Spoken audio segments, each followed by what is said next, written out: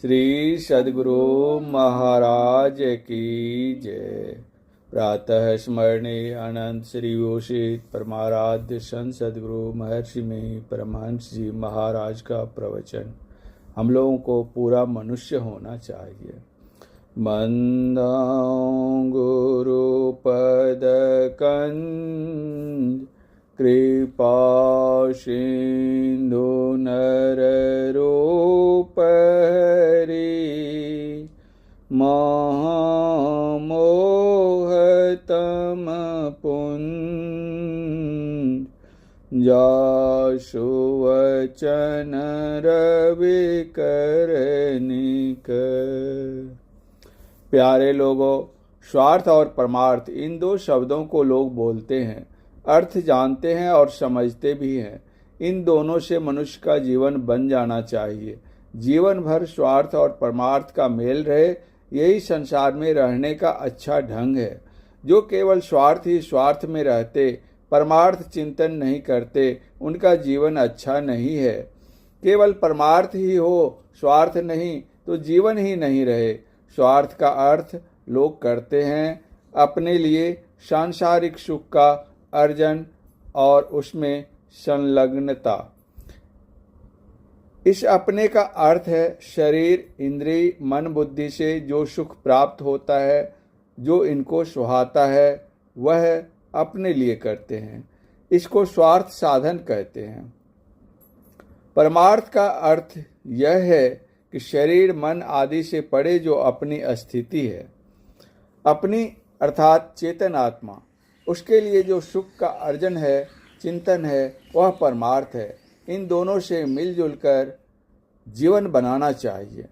संसार में फंसा रहकर, उसमें डूबा रहकर कभी भी शांति और संतुष्टि नहीं आएगी। स्वार्थ के साथ परमार्थ मिलकर रहे तो इंद्रिय सुख में संलग्नता अधिक नहीं रहेगी, हल्की रहेगी, आत्म संलग्नता बढ़ेगी। इससे अपने का प्रत्यक्ष ज्ञान होगा, केवल शरीर का ज्ञान नहीं। निजत्व आत्मस्वरूप में संलग्नता आवेगी।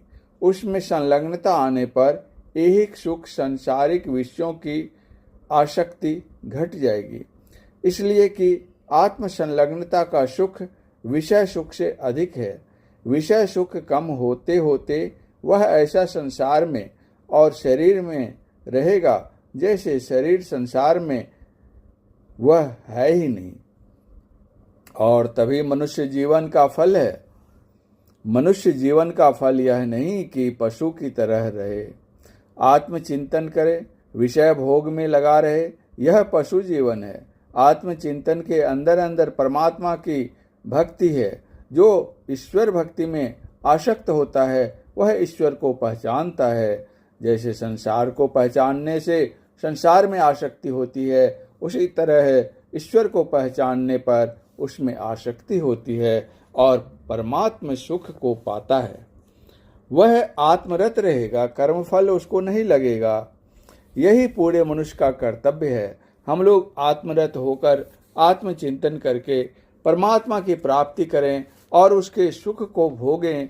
यह मनुष्य शरीर का काम है। यदि भोगमय जीवन है तो पशु जीवन के समान ही है। आत्मचिंतन या आत्मरत दो शब्द है, लेकिन बात एक ही है। अपने अंदर अपना निशाना है, अपने उस पर संलग्न रहता है तो वह आत्मरत होने की कोशिश करता है और इसी को आत्मरत हुआ जाता है। जो कोई इसकी साधना करता है तो वह उस केंद्र में केंद्रित होता है जहाँ से इसका विस्तार हुआ है। सिमटाव में उधर्व गति होती है, उधर्व गति में आवरणों का छेदन होता है। इस तरह वह माया मंडल को पार कर परमात्मा को प्राप्त करता है। ऐसा ही पूरा मनुष्य होता है।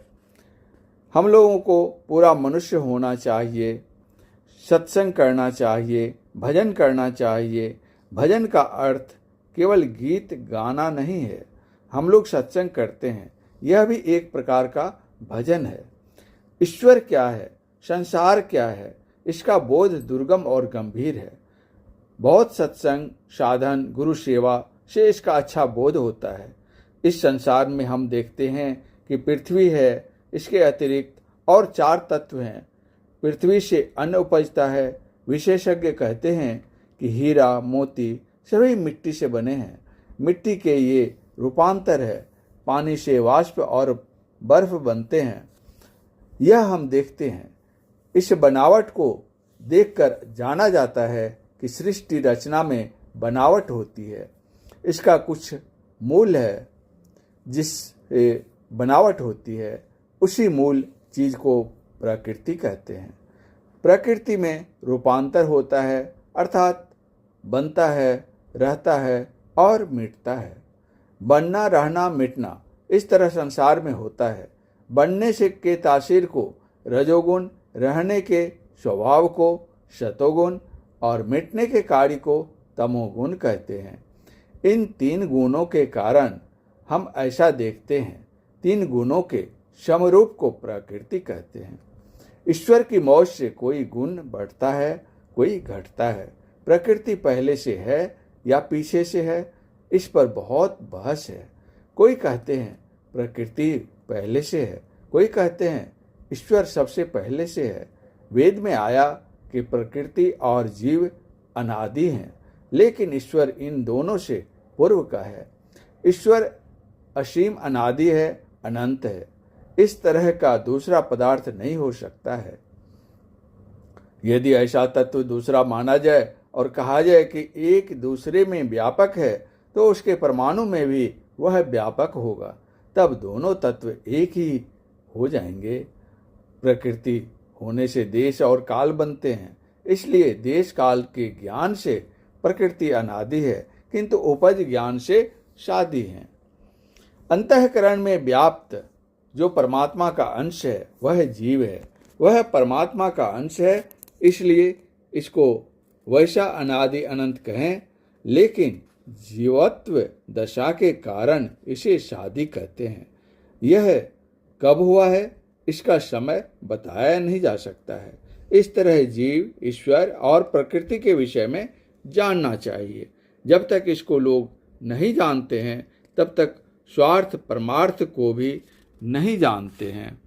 इसके लिए सद्गुरु का संग, सद्ग्रंथ अवलोकन और सत्संग की बड़ी आवश्यकता है। स्वार्थ और परमार्थ दोनों के लिए विद्या चाहिए। अपने देश के लोग विद्या में बहुत पीछे हटे हुए हैं। अवश्य ही पहले से अभी कुछ अधिक बढ़े हैं।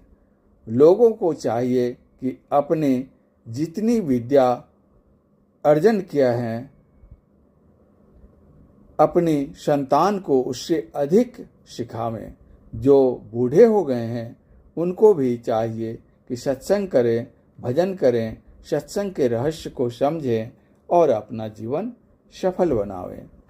परम पूज्य गुरुदेव का यह प्रवचन प्रथम वार्षिक अधिवेशन बरहरा पूर्णिया ग्राम में दिनांक 10/4/1960 ईस्वी को प्रातःकालीन सत्संग के अवसर पर हुआ था।